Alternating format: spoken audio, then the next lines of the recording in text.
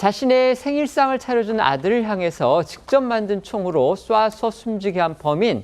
그동안 가정불화로 범행을 저질렀다 이러면서도 이 구체적인 범행 동기에 대해서는 함구해왔던 것으로 알려졌었는데요. 일부 전문가들은요, 범인이 전 부인과 이혼한 뒤에 유명 피부 미용업체 대표인 전처에 대한 일종의 열등감에 의해서 범행을 저지른 게 아니냐 이런 추측도 했습니다. 그런데 범인이 프로파일러를 만났는데 여기에서 드디어 입을 열었다고 합니다. 아들이 생활비를 제대로 주지를 않아서 범행을 저질렀다 이렇게 주장했다는 건데 이 내용부터 소개해드리겠습니다. 범인은 경찰에 검거된 이후 지금까지 범행 동기와 관련한 구체적인 진술을 거부하면서 가정 불화 때문이라고만 진술한 것으로 알려졌습니다. 그런데 최근 프로파일러를 동원한 경찰 조사에서 범인이 구체적인 범행 동기를 진술했다고 SBS가 보도했는데요. 범인은 그동안 생활비를 아들이 지원해줬는데 지난해 지원이 끊겼다면서 아들의 사업이 잘 되고 있는데도 지원을 해주지 않아서 불만을 표출한 것이라고 진술한 것으로 파악됐습니다. 이 같은 피의자 진술에 대해서요, 이 유족 측은 동아일보에 서로 간에 착오가 있어서 돈 지원이 제대로 되지 않은 것은 사실이라면서도 그것 때문에 범행을 저질렀다는 것은 말이 안 된다고 했고요. 또 앞서 입장문을 통해서도 이 가정불화가 원인이라는 주장은 사실과 다르다고 밝혔습니다.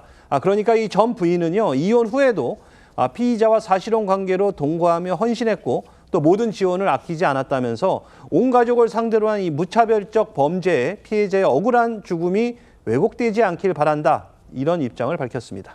네, 앞서 저희도 전해드렸지만 범인과 유족 측은 범행 당시 상황에 대해서도 주장이 엇갈리고 있습니다.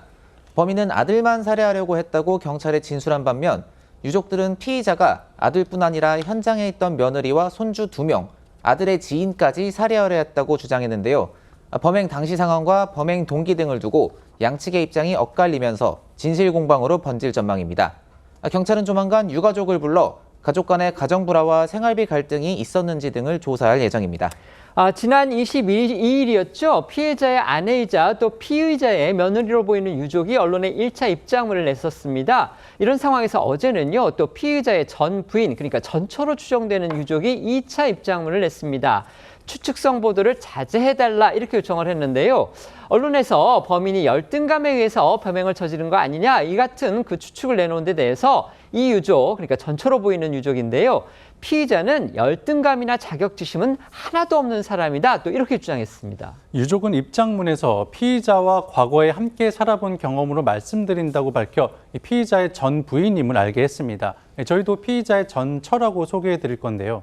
이분에 따르면 피의자는 열등감과 자격지심이 하나도 없는 사람이고 스스로에 대한 자신감이 충만했던 사람이라고 밝혔습니다. 또 전 부인은 피의자를 위해 몇 번 사업을 할 수 있도록 가게를 얻어주는 등 지원했지만 번번이 실패했다고 주장했는데요. 하지만 이에 대한 어떤 책임도 추궁한 적은 없다고 덧붙였습니다. 자, 그러면서 이 피의자가 또 이 대학원에 가고 싶다고 해서 또 대학원 비용도 지원해 줬다고 합니다. 1년 정도 다니다가 이 코로나로 인해 수업 진행이 안 되면서 이후 공부는 하지 않았다고 하고요. 이처럼 전 부인은 이 피의자와 이혼 후에도 이 자식들의 아버지이기 때문에 모든 지원을 아끼지 않았다고 밝혔습니다.